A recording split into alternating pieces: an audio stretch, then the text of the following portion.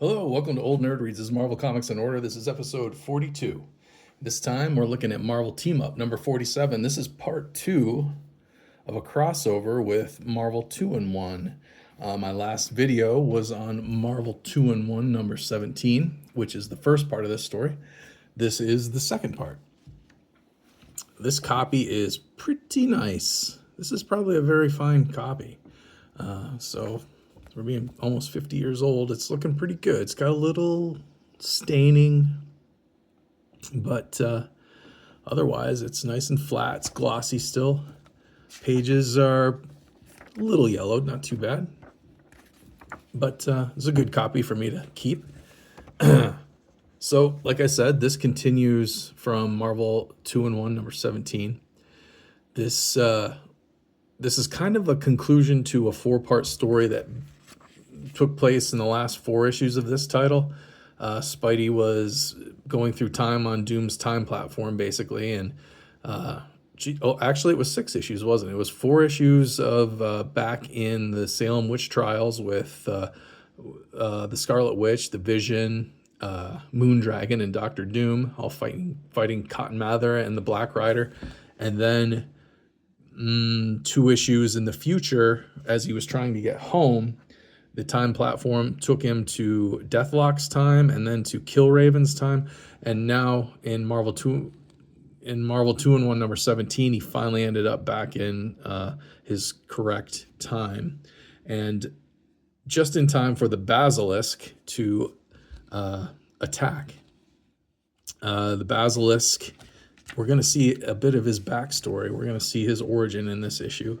The Thing, he's still unconscious. He was unconscious throughout most of the last issue. He's still unconscious. This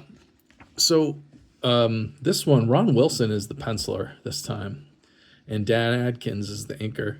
Sal Buscema went over to do the issue of Marvel 2-in-1 that was the first part of this.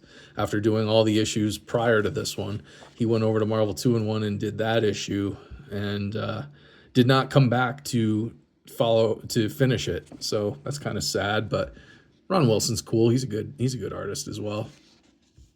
But volcanoes in the middle of New York City caused by the Basilisk. We're going to see his origin right here. He was a cat burglar. He stole a gem, had a shootout with the cops. The cops shot the gem. It exploded and turned him into the Basilisk. And he has been given the power to change, to make things other than what they are. So that's his power. It's kind of a unspecified, unspecific thing, but that's basically what he does. He changes things. I guess he had a fight with Captain Marvel. I don't know if that was probably the Marvel Team Up issue where his first appearance was. I think it was Marvel Team Up 16 and 17, and must have been the guest star was Captain Marvel. Oh, missed a page.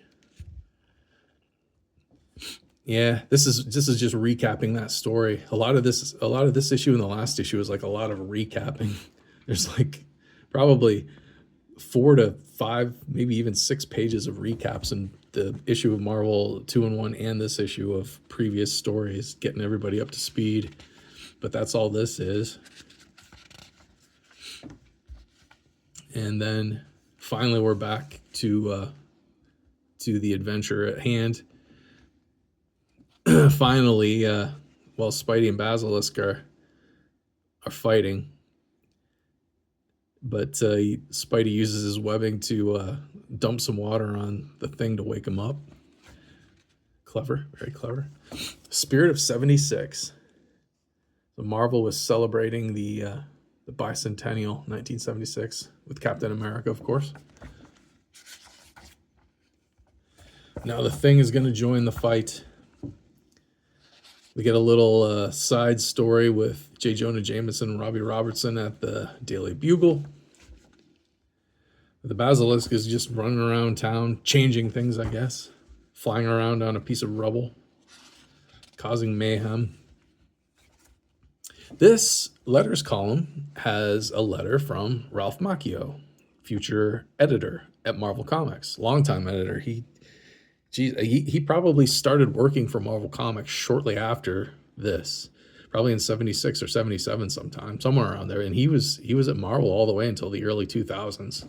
He had a good 30 year stint there, if not 40 years. Doom wants you to subscribe to Foom. This is great. Spider-Man's going to swing across the Hudson River with carrying the thing. But they get over here just in time to stop the Basilisk's rampage, basically. It's kind of, like I said the last video, this is kind of a throwaway story. It's nothing really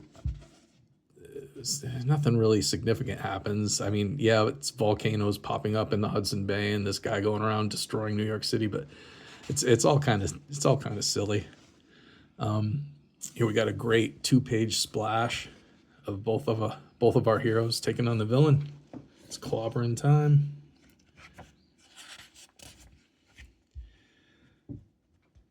Spidey grabs the back axle of a tractor trailer and flips out from. Oh my gosh, it's nuts. But I love how they finally beat him. They both punch him.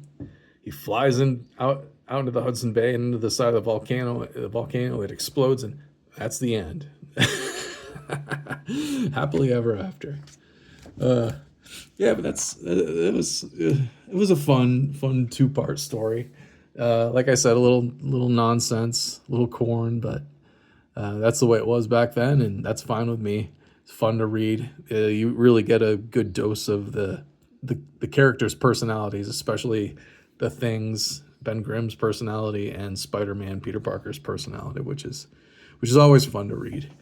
Anyway, that's all. If you've got anything to say, put it down in the comments, and like, share, and subscribe. I'll see you next time.